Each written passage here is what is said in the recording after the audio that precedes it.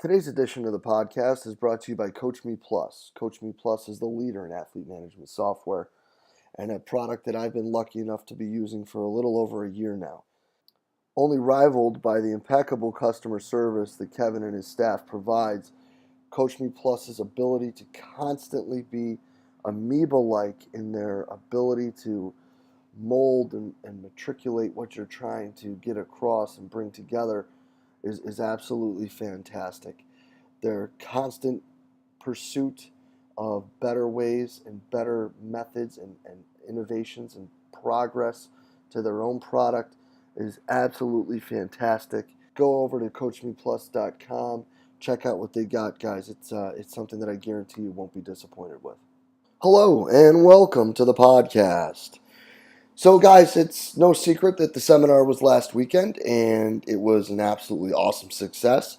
And a lot of that was due to the presenters absolutely bringing stellar content and those in attendance being involved and active throughout all of the discussions. We had 49 questions asked by the people in attendance to the presenters in the lecture room, which is something I've never seen before. So to get to today's edition of the podcast, the idea then came to us, knowing that we were going to get hit with some bad weather, to bring people in and maybe do some roundtable discussions just to keep those things going. When the weather hit. So we came up with a bunch of random questions, and this week's edition of the podcast is the first one that we ran through.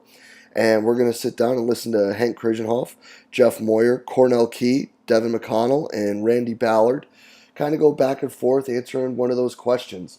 It was really neat, and I think that this just showed how open everyone was to discussing things, and it was really cool. I hope you guys enjoy the talk as much as I did, sitting there listening and being involved. Let's get right to it. All right, so we're going to try something new today. We've got 5 people who've been involved in this weekend's edition of the seminar, and they're going to introduce themselves, and we're going to have a little roundtable talk about one question that they randomly selected by accident. So if we can just go around and introduce ourselves quick. Henk Kraaijenhof, the Netherlands. Jeff Moyer, GC Sports Rank. Cornell Key, Monmouth University. Devan McConnell, UMass Lowell. Randy Ballard, University of Illinois. All right, and guys, the question that you selected was, what is the one question people should be asking of you? And what's the answer to that question? Hank, we'll start with you. I think the one question that everybody should ask themselves is, am I making a difference as a coach? So today there were more than 100 coaches in the hall, and I think I ask myself all the time, the job that I'm doing, could anyone sitting here, of those 100 coaches, more than 100 coaches, doing a job as good as I do with my athletes, or replace me immediately and doing the same job or a better job? That means I don't make a difference. That means I'm kind of redundant, as a matter of fact, and I don't like it. So that's my answer. Jeff? Honestly, not trying to copy off of Hank, but what very similar along the lines of what is it that I could be doing better with my athletes to make a better difference as far as the results on where it matters. And, for me, I'm just getting to come to places like this and just talk to more people and learn from more people. I don't do a good enough job of that sometimes, and the more I come to this and I hear people who I'm not, familiar with and stuff, it just really is eye-opening to what I need to be doing a better job of. I need to be looking more towards this, or forming better relationships with ATCs, PTs, orthos and stuff, but what can I be doing a better job that I'm not?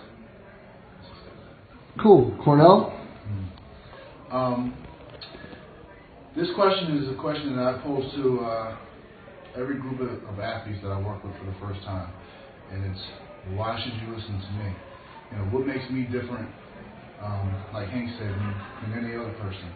And I can't tell you that I know the most about exercise science. I can't tell you that I know the most about the anatomy, or I can't tell you that I'm smarter than any other one person, but I do know that I'm unique in that what I give my athletes comes from personal experience and comes from a scientific approach that I've studied over the years. Like Buddy said today, this is an ever-evolving craft, and you can't ever get too stagnant in what you think, believe, and what you apply to those who are trusting you. I mean, let's face it, the athletes that we work with, if you're in the private sector, they choose you, but if you're in the college level, they don't choose you. They don't have a choice. So you owe them every part of you to make sure that you're making a difference for them. And why they should listen to me? First of all, I have the fortunate opportunity to work at a school that I played at. I know the head coach. I played for him. I know what the kids are going through. I can take what they're doing in their everyday life, their classroom schedules, their social lives, their academic lives, and their athletic lives, and I can put it all together in a package that allows them to still train at an optimal level, to still recover as best we can with the resources we have, and ultimately to build a relationship. Because, like I said in the speech today, the best technology is relationship building. And if you can get through to your athletes, and they can trust you enough to spend the time that they have to spend with you and want to. My athletes tweet me, they text me, can't wait to work out, and when I'm not there, they miss me, like Buddy said. So that's my answer. It's a heck of an answer, dude. Yeah, I work with college athletes, student athletes, and I think the most important thing, very similar here, they should be asking me is why, from their perspective, why do I care? And I think the most important thing from my side of things is that they need to understand, they need to trust, and I need to build that relationship and communicate to them that they should believe in me because I believe in them, and that at the end of the day, I like trying to win championships. I work in hockey. I like when our guys sign pro contracts, and that's awesome. And I'm proud of them, and it's a lot of fun. But at the end of the day, what matters is that they grow as young people and become better versions of themselves than when they walk in. And I want them to ask that of me, demand that of me, and I want to help provide that for them. I want to help guide them to being the best person that they can. Because at the end of the day, no matter how successful we are as an athletic program, as a team, how successful they are as athletes, at the end of the day, we're all people, and the more good people there are out there in the world, the better off we all are. So I really hope that they can ask that of me, and that I can hold that up for them. Randy, this is kind of cheating because your podcast, this was a question that was asked of you. Absolutely. So, I mean, it's clear, really, if you want to, these four gentlemen, all great answers, and really it's clear that each of them knows their why. And I think every person, one of their first things should be is, what is my why? And so I won't talk about that because I think these guys have eloquently shown that they know what their why is. And I think before we go into any profession or any interaction with other human beings, which coaching is, we have to know our why. So I won't talk to that. These guys have done a great job. I think the next question, outside the one I answered earlier when you asked me this, are we asking the right questions? Outside of that, I would say, do I really believe, if I'm going to fulfill my why, that I'm the only person or the only profession that can fulfill that why? Clearly all these guys know their why, and their why is about investing and changing lives and making people better. No one person, no one profession, No one lone wolf is going to do that. And so I think we all have to think about how we can make ourselves better, how we can make our professions better, and how we can collaborate with other professionals and professions to really make a difference in young people's lives. And that isn't one person or one profession that's going to do that. Interesting. Yeah. So then, piggybacking back, let's go one more time around. Everybody talked about making a difference. Everybody talked about relationships. Everybody talked about making sure that the student athletes that you're working with are moving in the right direction. How do you know? And what do you do when there's bumps in the road and it's going in the wrong way? Like, how do you know you're making a difference? You don't know when you're making a difference. At the moment you're doing it, you don't know. For me, one of the things is I had many international athletes, and one thing is that one athlete of mine stopped coaching her in 1996, and last week it was on her birthday, was invited on her birthday, and she graduated from an education, and she wanted me to coach her daughter. It's 20 years ago that I had the last coaching session with her. So I know I did something right at least. It applies to all my athletes. Some of them I stopped coaching in 1992 and they still call me every month. I know for some coaches it's different. It's more like a business relationship. I know a coach who had an Olympic champion in 2000 and a track coach, and it was a business relationship. He never talked to her again. They took it as far as the Olympics, and after that separated. They met each other quite a few times, but they never talked again. I think that's kind of sad. And he said, "Oh, you still talk to your athletes?" I never do. It's a business relationship. So somehow I feel that I made a difference there. But don't forget, the medals you win, where are those medals? 20 years ago, 15 years ago, 10 years ago. They're somewhere in the shoebox or in the kids' room. Where are the records? That's correct. People run faster, people throw further. That's it. But what stays is the idea that against all odds, considering our circumstances in which we have to train and to operate, and it's not as good as it is here, we make the impossible possible. And against all odds, against other people saying, it's not going to be anything, this athlete, forget about it, it's a troublemaker. He's too old, she's too fat, whatever, Henk, you're wasting your time. We did it, and then by accomplishing that, and if we succeeded or not, at least we gave it a hard try, and most of the time we succeeded. And that's most important. It's more valuable than any medal or any record. But you only see that afterwards. You don't see it when you're at it. When you're at it, I'm the best and the coolest coach in the world and know everything about biomechanics and biochemistry. But in the end, I was doing the job that probably the parents didn't do, because most of them came from broken families, that a teacher didn't do. So, yeah, there's Henky doing this. Yeah. Good answer. Yeah, again, to piggyback off of Henky, you never know the impact you make until, for me at least, years later. Actually, just last week, I got a call from a former athlete of mine that I coached in 2007, calling me up, asking me questions about things I used to coach him, and he was quoting me on things I don't even remember saying. You know what I mean? But apparently it resonated with this gentleman, and he's using it with his athletes, and he was just calling to see what's up, and it's moments like that. It's just, you don't know who you're resonating with and who you're not, and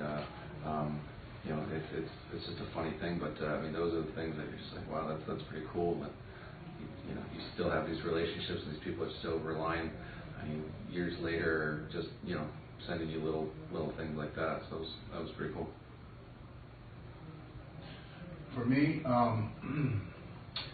part of why I do what I do for the athletes is because I believe, to piggyback off what everyone has said, that in coaching, it's okay to look at one athlete or a group of athletes and say that you're helping them, but it's another thing to, when you deposit part of you and it becomes part of their fabric as a human being, when you've left an impact on that person, where I had the fortunate situation where many people that I've coached have gone on to become coaches.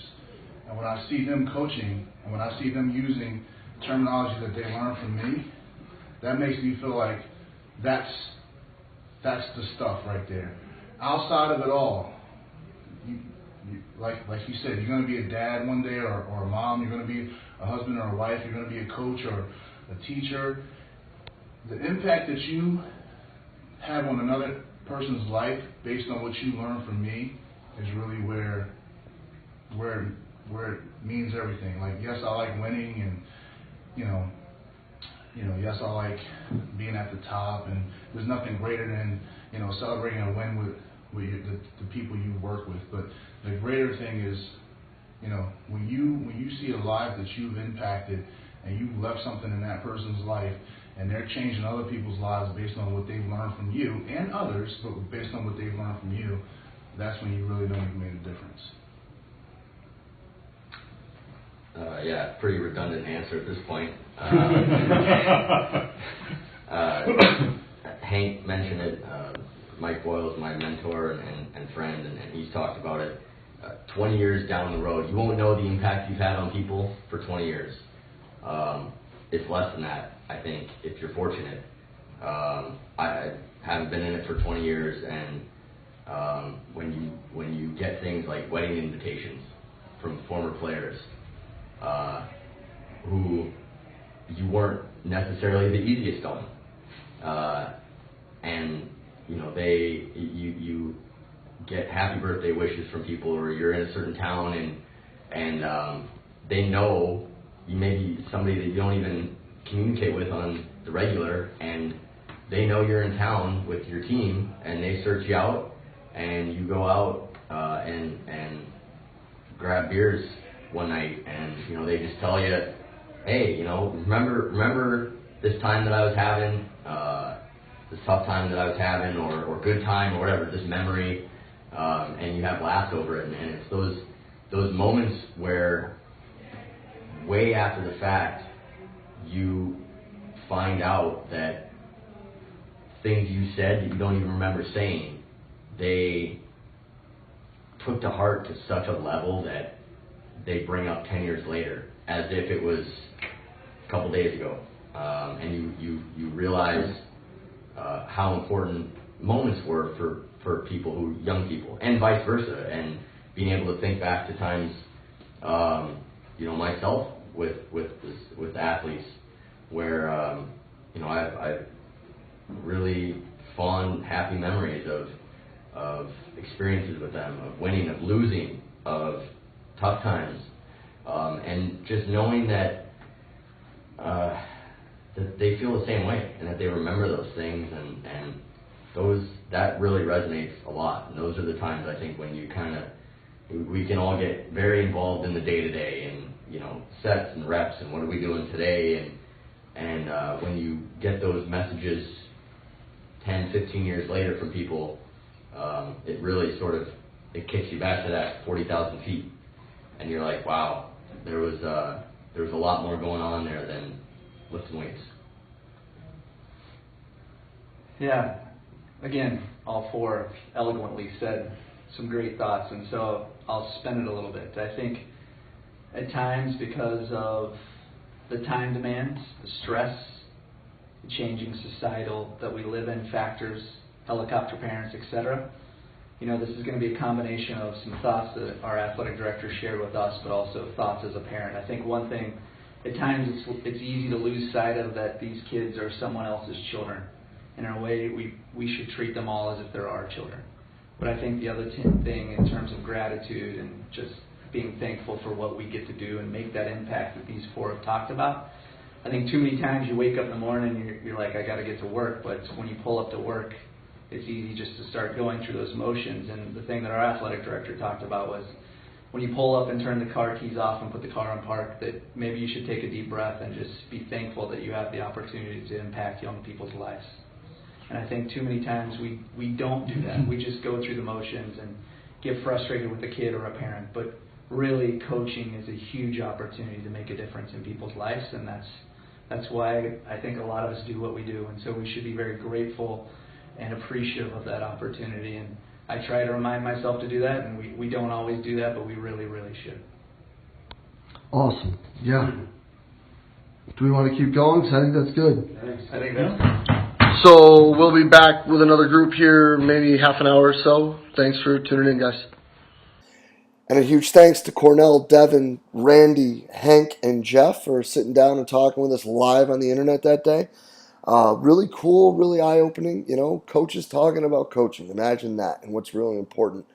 I hope you guys did enjoy it. If you did, please share it through the social media outlet of your choice. Guys, just like everything we're doing here with the seminar, with the manual, with the podcast, we're just trying to drive discussions. So please, if you found any bit of this useful, tweet it out, Facebook it, whatever it may be. We do appreciate you guys sharing the information that we put out. And as always, guys, thank you so much for being part of what we do here at Central Virginia Sport Performance. We'll be back next week with the next interview and roundtable discussion we did. Hope you guys have a great week. We will see you then.